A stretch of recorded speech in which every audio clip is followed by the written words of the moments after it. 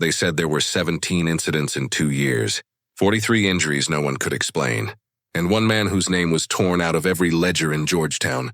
South Carolina, if you walk those rice fields today, you can still see the burn marks on the old forged stones, black circles that rain can't wash away.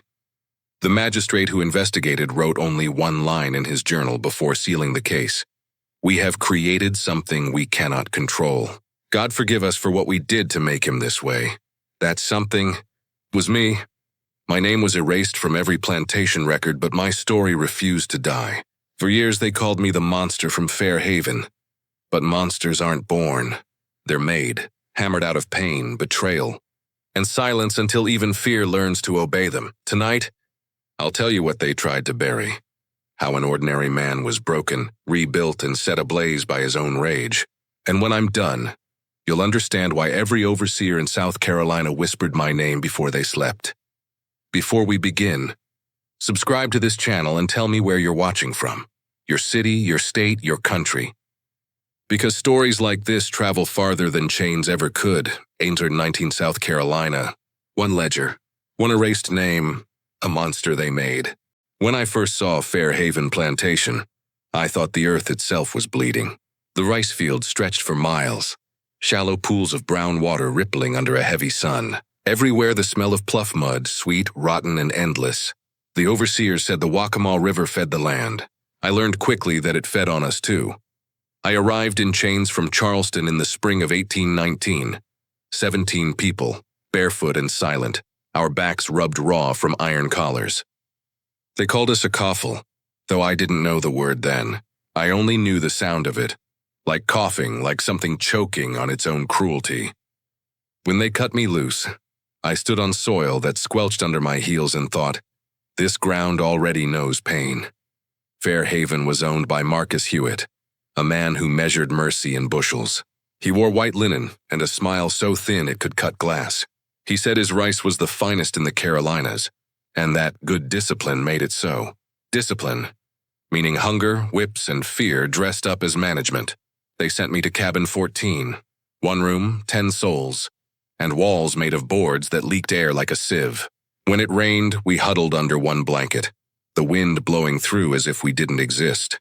At night, the frogs sang from the river, and the mosquitoes hummed over us until morning. We learned to scratch quietly so the overseer wouldn't think we were idle.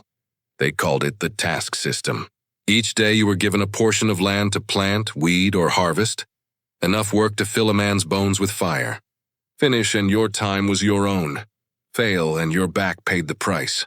They said it was merciful compared to cotton fields, but mercy that still ends in blood is only cruelty wearing a polite coat. The water was thick with snakes, and leeches clung to your legs until you stopped noticing. You bent, planted, straightened, bent again, thousands of times until your spine forgot how to stand. By midday, the air shimmered, and the sun pressed on us like a punishment. The drivers watched from the levee, counting movements, calling names. When one faltered, the whip cracked across the water.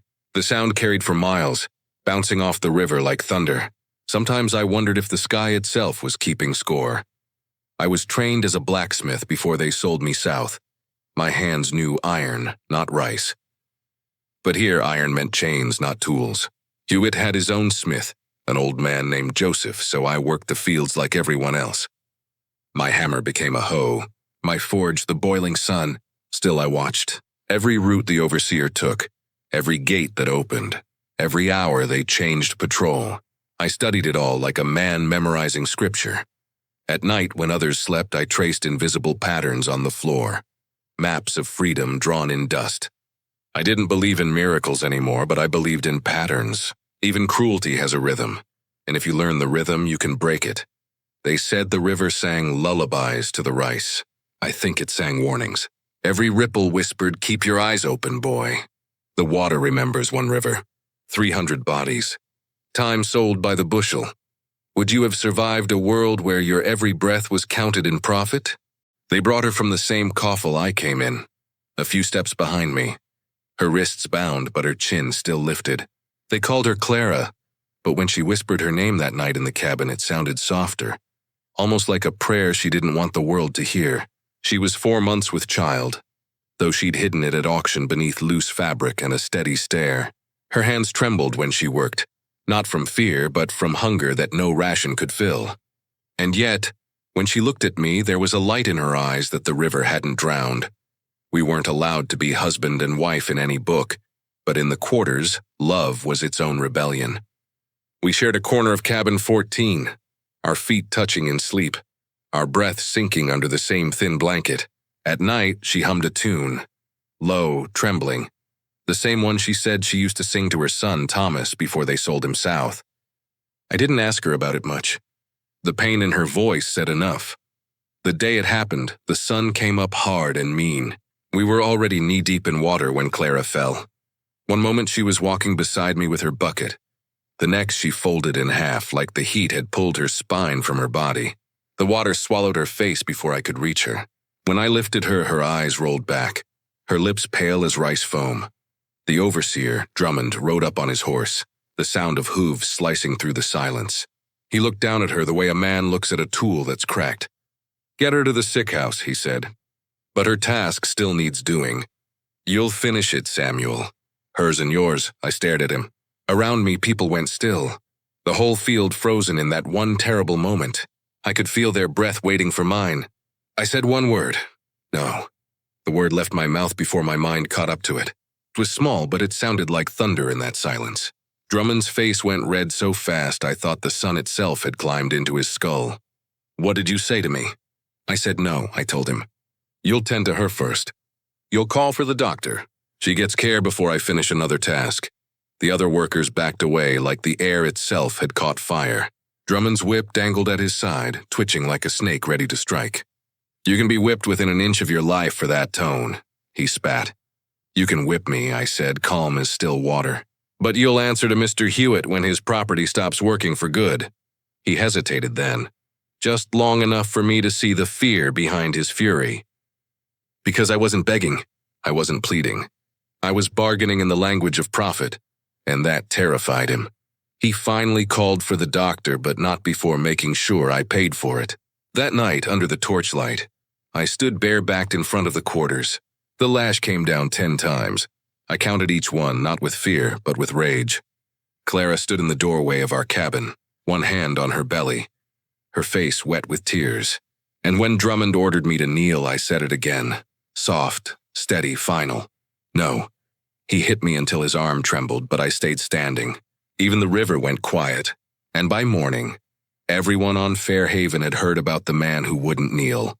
One collapse, one no, one back that would not bend. Would you risk the lash to keep a promise to the person you love? After that day, the air around me changed. Every driver, every overseer, every whisper carried my name in it. Not as a man, but as a warning. I wasn't sure if that was freedom or a different kind of chain.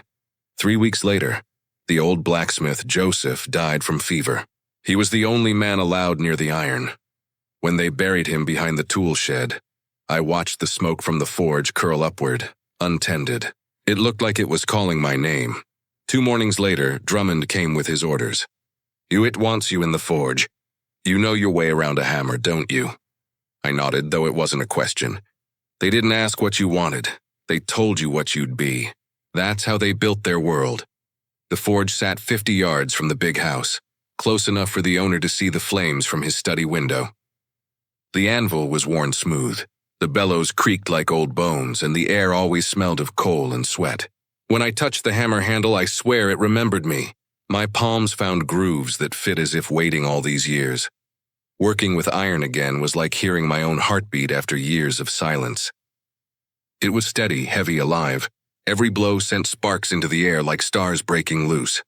The sound drew other enslaved people near. The rhythm was hypnotic, comforting in a place where everything else screamed. But iron doesn't just shape under heat. It learns you. It keeps your secrets if you strike it right.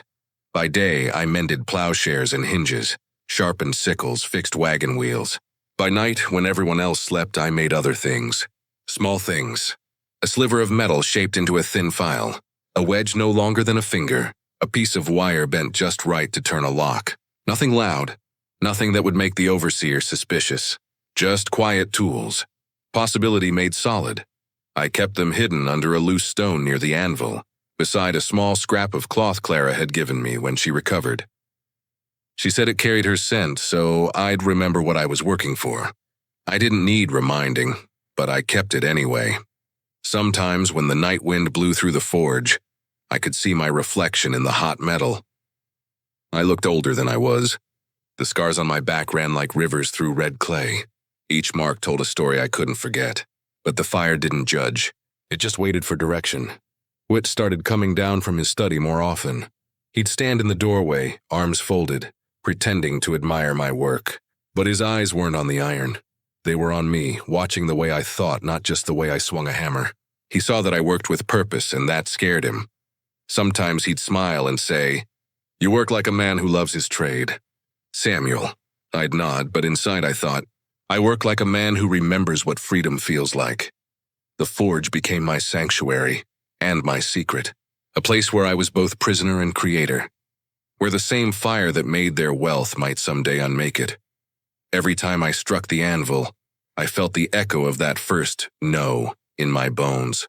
And the iron, it remembered a roof over fire, an anvil that remembers every blow. If you could forge one thing in secret, what would you shape first? Freedom or revenge? It was Christmas Eve when the owner called me to the big house. The others said I should be grateful. No one gets summoned there unless they've done something worth punishing, or something worth using. I walked through the yard with my hands still smelling of coal dust, the forge's heat still clinging to my clothes. Inside the air was cold and clean, the kind of cold that only money can afford. Marcus Hewitt sat behind a carved desk, whiskey in one hand, ledgers stacked like little coffins beside him. He didn't look up when I entered. He just said, "Close the door, Samuel." I did. For a long while, only the sound of his pen scratching paper filled the room. Then he spoke. "You read, don't you?" My heart stopped. Reading was death for men like me. I said nothing. He smiled, the thin kind that hides teeth. "Don't bother denying it. I can see it in your eyes. The way you measure things before you speak. The way you look at this plantation as if it's a set of numbers, not a home." He poured 2 glasses but slid only one toward himself. "You're an intelligent man. That makes you useful and dangerous." He leaned back. "Here's my offer. You stay in the forge. You train 3 others to work the iron. Your wife keeps lighter duties for as long as she nurses the child. I'll even make sure you're not sold apart from her. All I ask in return is obedience. No more defiance. No more sermons in the quarters. You work, you keep order. They get profit. You get peace." He called it peace. I heard leash. "What if I say no?" I asked quietly. He didn't blink. "Then I sell Clara and the baby south, Georgia, maybe Alabama. You'll never see them again, and you'll stay here until you die, wondering what they became." He took another sip, then added almost kindly, "The choice is yours." But it wasn't. It never was. A man chooses between 2 deaths, slow or sudden. I chose slow, because slow meant Clara lived. "I accept," I said. "Good." He wrote something in his ledger, my life, reduced to a line of ink. Then he said, "Don't mistake this for respect, Samuel. This is business, and good business depends on predictability." When I left the house, the stars were sharp as nails. I walked back to cabin 14 where Clara was rocking the baby we'd named Ruth. Her face lit when she saw me, then fell when she saw mine. What did he say? "He said we stay together," I told her. She exhaled, relief trembling in her breath. But then I added, "So long as I behave." She touched my cheek, rough from soot and sweat. "Then behave," she whispered. "Until we can find another way." I nodded. But in my chest, something heavy clicked shut. The bargain was a cage, and the keys were still in his hands. That night I went back to the forge. The fire looked different, brighter, crueler, as if it understood the deal I'd made. I whispered to it, "He thinks he owns me, but he only rents my time." The flames hissed like they agreed, a promise in ink. A chain made longer, not broken. Is safety still safety if the price is your soul? It was late February when the man rode in. A stranger with polished boots and eyes that had seen too many auctions. His name was William Sterling, a slave trader from Virginia, passing through Georgetown on his way north. He came to Fairhaven to buy 3 troublesome hands, and I was ordered to show him the forge. That's how men like him worked, inspecting iron while trading in flesh. He watched me for a while, silent, while I hammered a plowshare back into shape. Then he said, "You do fine work. Where'd you learn the trade?" "Virginia," I said, still looking at the medal. "Fredericksburg," that made him pause. His smile was slow and ugly. "Fredericksburg, eh? Wouldn't be from the Radcliffe estate, would you? Old Thomas Radcliffe?" The hammer stopped mid-swing. The fire hissed louder. "I might have known him," I said carefully. "Oh, you knew him," Sterling said, eyes narrowing. "You were there when his boy burned, weren't you?" "The stable fire. I remember the talk. They said the slave did it on purpose. Sold you quick after, didn't he?" My heart went still.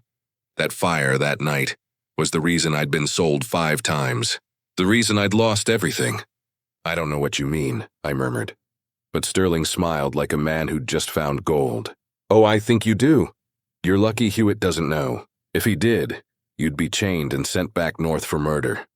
That night, Sterling dined in the big house with Hewitt and 2 other planters. They drank whiskey, laughed loud, and I could hear the echoes from the forge window. By morning, Hewitt sent for me. "Mr. Sterling tells me quite a story," he said, "about a fire in Virginia and a boy who didn't survive." He let the silence hang. Then he smiled, same as always, all bone, no warmth. "He wants to buy you." I refused. "You're too valuable here. But listen close, Samuel. If I ever regret that decision, I'll sell you to him myself. And whatever awaits you there, you'll deserve it." It wasn't a warning. It was a chain wrapped around my throat. For 3 days, Sterling stayed on the plantation. I avoided him, but gossip travels faster than fire. Rachel, one of the kitchen servants, came to the forge one evening after dark. Her hands shook. "I heard them talking in town last night," she said. "At the tavern." Sterling was bragging. "About a woman he sold last year in Charleston. Said she had 2 children. Said he separated them. A boy about 5, a girl about 3. Sold to Georgia, the mother sent to Cuba." She stopped there, watching my face. The room tilted around me. Thomas was 5.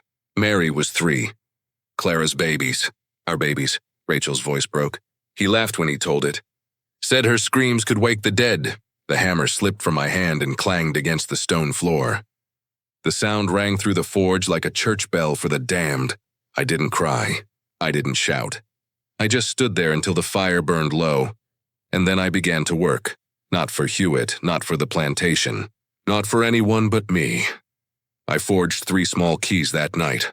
One for the storage shed, one for the tack room, one for the smokehouse near the marsh. They gleamed faint in the coals, tiny promises shaped from fury. Each strike of the hammer whispered a name: Thomas, Mary, Clara. When the sun rose, the world looked the same. But something in me had ended. And something else, something terrible, had just begun.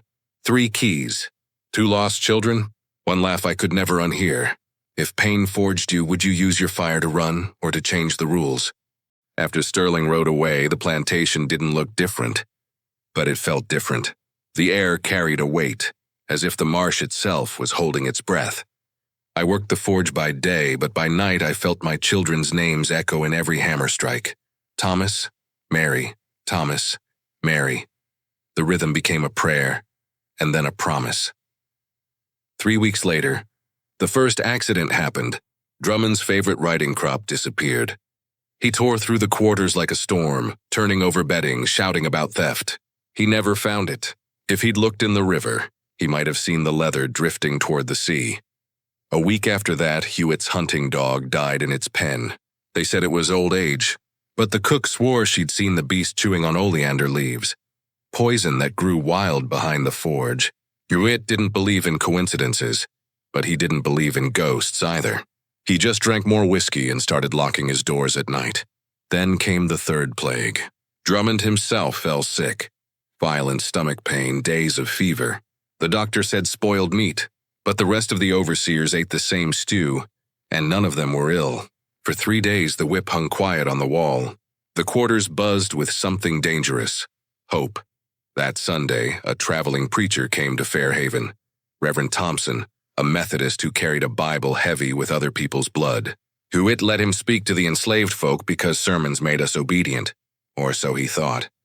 The Reverend read from Exodus, his voice trembling over the story of Moses and Pharaoh.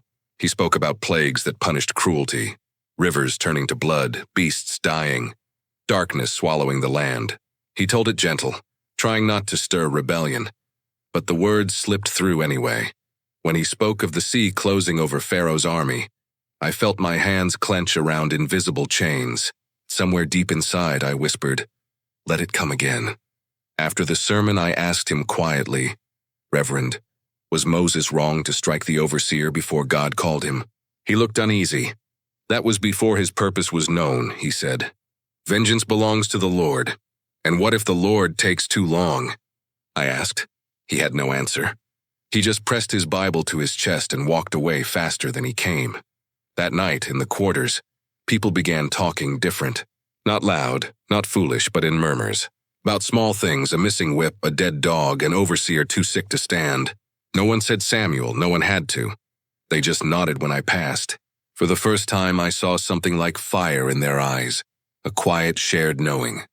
The beginning of Hewitt noticed the change too. He replaced Drummond with a younger man named Jacob Cross, meaner, eager to prove himself. Cross believed fear was fertilizer. He said he'd double the yields by doubling the pain. Hewitt approved. But as the sun set that night, I looked across the fields, saw the other faces watching the smoke rise from my forge, and realized something. Every lash they used to keep us apart had only welded us closer. The plagues weren't miracles. They were warnings. Not from heaven, from us, a crop gone, a dog dead, a stomach turned. The pattern had begun, which frightens a tyrant more. One rebel or a quiet crowd acting as one. By early summer, the heat returned like punishment. The air was so thick it felt like you were breathing through wet cloth. That was the season when Marcus Hewitt broke his own word. It started small. A driver came to the forge and told me Clara had been reassigned. Back to field labor. Full task, no shade, no mercy. Our daughter Ruth wasn't even weaned yet.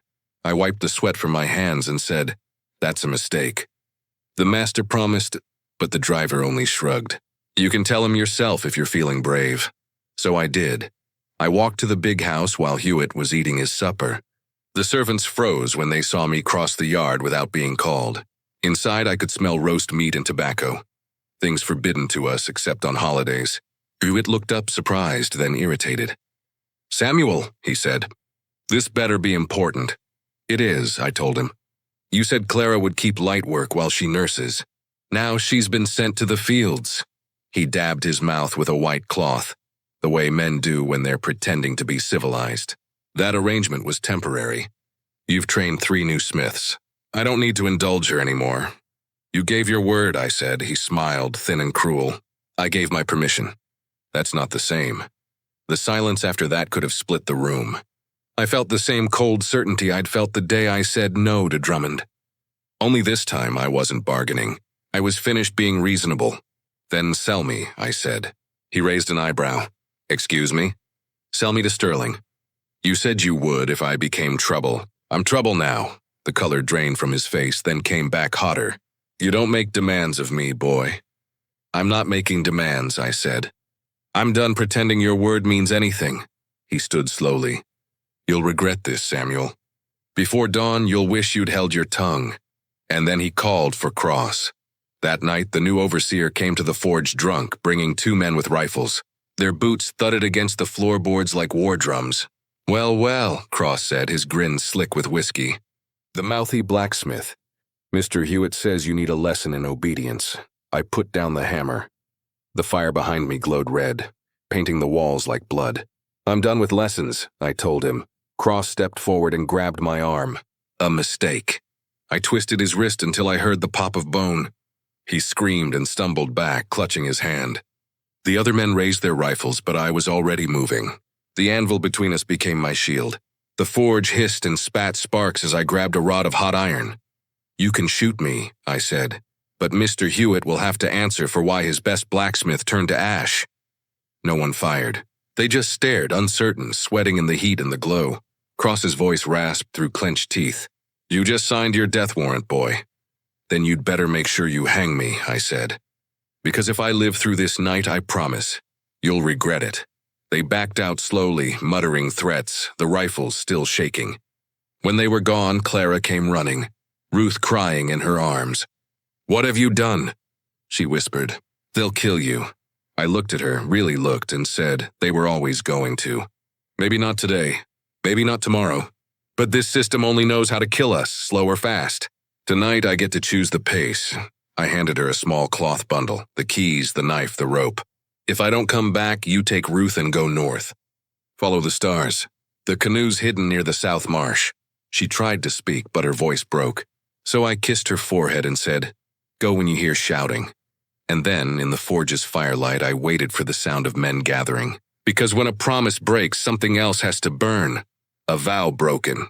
A hammer down. A night that changed the weather in my chest. Would you leave tonight if leaving meant never seeing the one you love again?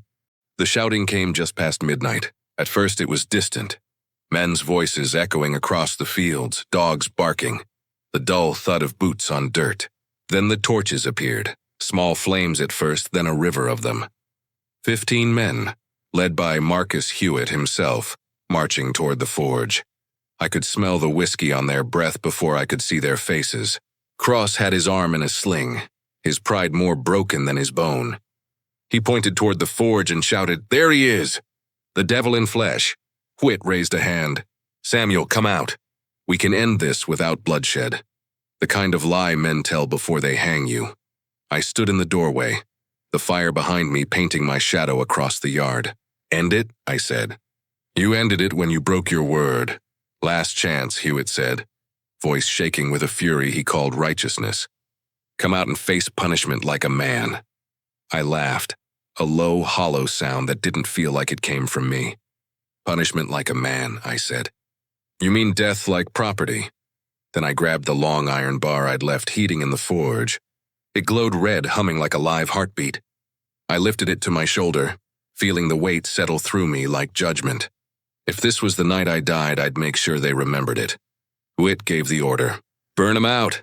Torches flew through the air, trailing sparks. The dry pine roof caught fast. Flames crawled along the beams, roaring louder with each breath. Smoke poured down like storm clouds inside a coffin. The heat seared my skin, my eyes watered, but I stayed standing. I had spent years learning what fire could do. Tonight, I'd let it speak for me. When the roof began to groan, I charged.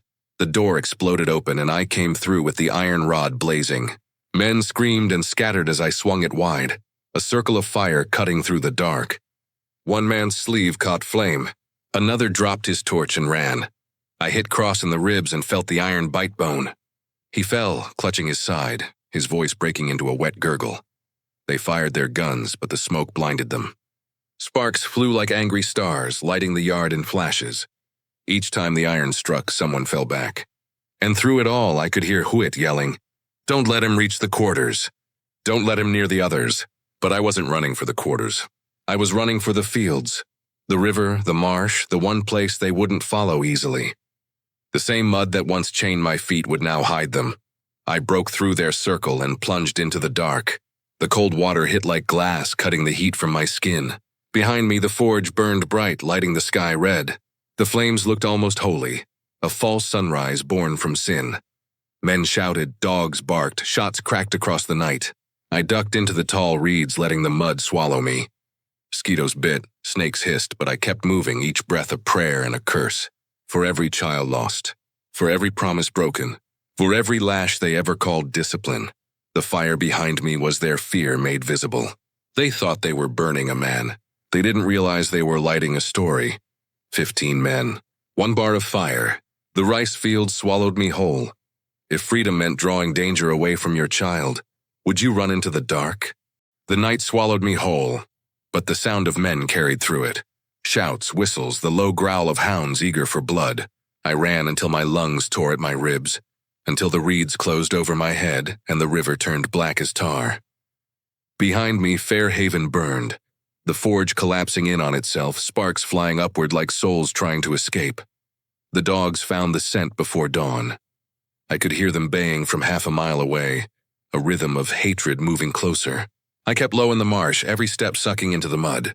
My breath came in bursts. Each one felt stolen. The iron rod was still in my hand, its glow long gone, but the weight of it reminded me who I was. The blacksmith, the fire's son. Twice I crossed irrigation ditches deep enough to drown a man. Each time the cold water numbed my legs, but it also broke my trail. I knew these fields better than the men who owned them. Every levee, every cypress stand, every hidden bend where the river whispered freedom. By the second hour, the moon dropped behind the trees, and darkness became absolute. Then came the gunshots, wild, panicked. They'd seen movement in the reeds and fired at shadows. One of their own screamed. A misfire, maybe. Maybe something else in that water bit back. I kept moving north toward the higher ground where the marsh turned to forest. Each step sounded louder in the silence. The smell of smoke still clung to me. When the first dog broke through the brush, I swung before I thought. The rod connected with a crunch, and the animal yelped once and was still. I hated the sound. It reminded me that monsters can be born from mercy, too. By sunrise, I'd been running nearly 7 hours. My body shook from exhaustion. Blood streaked my arms where branches had torn the skin. Still, I would not kneel. That word, kneel, was gone from my language. When I reached the cypress grove at the edge of Whit's property, the world went quiet. The dogs had fallen behind. The men were regrouping. For a moment, I thought I'd lost them. Then I heard the horses. They came slow, cautious, rifles raised. Hewitt was with them, still wearing his white shirt now stained with smoke. He looked around the grove as if expecting the devil to step from the trees. Maybe he wasn't wrong. I backed against the trunk of a massive cypress, the iron rod slick in my hands. "Don't shoot," Hewitt said. "Bring him back alive." Alive meant worse than death. Alive meant spectacle. I waited until they were 20 paces away. Then I stepped into the open. They flinched, mud-covered, half-burned, bleeding. I must have looked like the ghost of every sin they ever denied. Whit's voice cracked. "You could have had peace," I smiled. "You call that peace?" He gestured to the men. "Take him." I swung the iron once more, hard and fast. The nearest rider's horse reared, throwing him into the mud. The others fired, a flash, a sting in my shoulder. Then darkness closing in. When I woke, I was tied. The rope bit into my wrists. The cypress shadows danced overhead as they dragged me back toward the road. Hewitt rode beside me, his face pale as morning ash. "You'll wish you died in that fire," he said. I looked at him, blood in my mouth, and whispered, "I already did. 7 hours. 2 men down. Daylight decided I was done. Is justice still justice if it needs a crowd to feel strong?" They dragged me through Georgetown at noon. The sun was high, hot, and cruel, as if even heaven wanted to watch. Children ran beside the wagon, pointing. White men spat tobacco into the dirt. The women didn't look at me at all. They looked through me, the way people look through ghosts. They took me to the public square, a wide patch of dust where punishment became spectacle. The whipping post stood in the center like a monument to obedience. They tied me to it with rope so tight my shoulders screamed. Whit stood nearby, pale and trembling, pretending to be calm. The new overseer Cross was alive but bandaged, his arm bound tight. He stared at me with eyes full of hate and fear mixed together. A crowd gathered. Planters, merchants, soldiers, their wives in parasols. Even a few enslaved folks stood at the edges, silent, afraid to breathe too loud. Someone shouted, "Make him beg!" Someone else laughed. The air smelled of sweat and powder. Hewitt stepped forward and raised his hand for silence. "This man," he said, "attacked his overseer, burned our forge, and led rebellion. Today he will face justice under the laws of South Carolina." Justice. That word again. Always theirs, never ours. They brought out the whip, a long braid of rawhide that had tasted too many backs.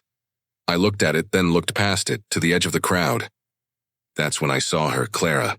Her hair was tied back with a strip of cloth. Ruth was in her arms. 2 men from the quarters stood beside her. She wasn't hiding anymore. She had walked into the lion's mouth. "I want to see him," she called out. Her voice was clear, strong, cutting through the murmurs. "I have the right to say goodbye to my husband." The crowd turned. Even Hewitt hesitated, surprised that a woman he owned had dared to speak. Maybe he thought showing mercy would make him look righteous. He nodded once, let her pass. Clara walked through the parted crowd like a queen walking through ruin. She stopped in front of me. The baby in her arms reached for the ropes on my wrists. Clara looked at me for a long time, her eyes full of all the words we didn't have time to say. Then she spoke loud enough for everyone to hear. "You are the bravest man I have ever known," she said. "You never bent. You never broke. You never believed they had the right to own you, and because of that, you're already free. Then she did the unthinkable. She kissed me, long, tender, in front of them all. It wasn't just a kiss. It was rebellion. It was a declaration that love was real, even here. Gasps rippled through the crowd. Someone shouted, "Stop her!" But Hewitt didn't move. He was too stunned. When she stepped back, I raised my voice so they'd all hear it, so they'd never forget. "You think you're punishing one slave?" I said. "You're not. You're creating a story you can't control. You'll burn my body, but you'll never bury what I represent. Because there are hundreds like me, thousands, waiting for their moment." Hewitt's face went white. "Begin," he said. The lash came down once. Then again. Each strike stole something from my flesh, but not from my spirit. I refused to scream. I refused to kneel. When the pain grew too big to name, I thought of fire, how it purifies iron until it shines. By the time the sun reached its highest point, the crowd was quiet. Even the birds had stopped singing. I was still standing, barely but standing. When darkness came for me, it didn't feel like defeat. It felt like release, one post, one kiss. One sentence they will never unhear. If truth hurts power, who should decide what gets remembered? They left my body tied to that post for 2 days, said it was to teach obedience. But I think it was to make sure I didn't rise again. The flies came first, then the rain. When the second night fell, even the bravest in the quarters turned their faces away from the square. But I forgive them. They'd already seen enough ghosts to last a lifetime. On the third morning, they cut me down. No record says who buried me. Maybe no one did. Maybe the river took me back. What I know is this. Not long after, the ledger for Fairhaven shows a blank space where my name should be. 2 torn pages. Gone like I never existed. But the thing about erasure is it only works on paper. Not on tongues, not on memory. Hewitt never rebuilt the forge. They said the sound of hammering made him shake even years later. He started sleeping with a pistol under his pillow, muttering about shadows moving in the fields. He died 10 years later, fevered and afraid, calling my name in his sleep. I was the only ghost he ever believed in. Clara and Ruth were sold 3 days after my death, to a plantation near Savannah. They called it punishment, but even that couldn't silence her. Each night she sang the lullaby she'd sung to me. Not for comfort, for remembrance. Ruth grew up on those songs, learning every verse like scripture. After the war ended, when the Union troops came, she was already grown. She left the fields behind and carried her mother's story north. Years later, in 1867, a letter arrived at the Georgetown Historical Society, written in careful hand by a woman who signed her name Ruth S. She wrote about Fairhaven, about her mother, and about a man whose name could not be spoken aloud.